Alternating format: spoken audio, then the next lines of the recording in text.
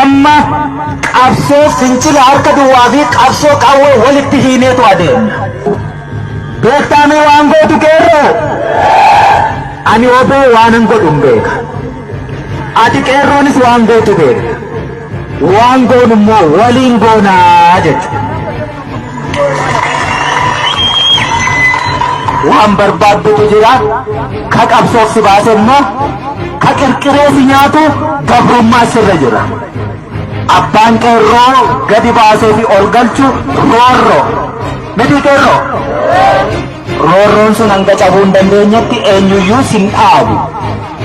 Kanaaf hoggansi keenya kan kallattii nuu kennu, ka hiriira nu baasu, ka nu fincilchiisu gabrummaatu nurra jira.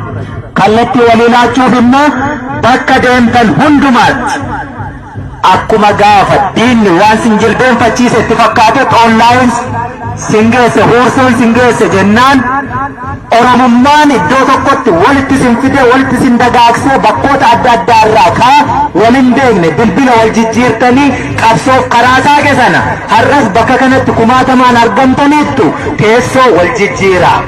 Akkamittiin wal qindeessinaa, akkamittiin injifannaa, akkamittiin bakka kamitti yoom wal yaamnaa isa jedhu mataa qabdaatti diidaa nama laaleen.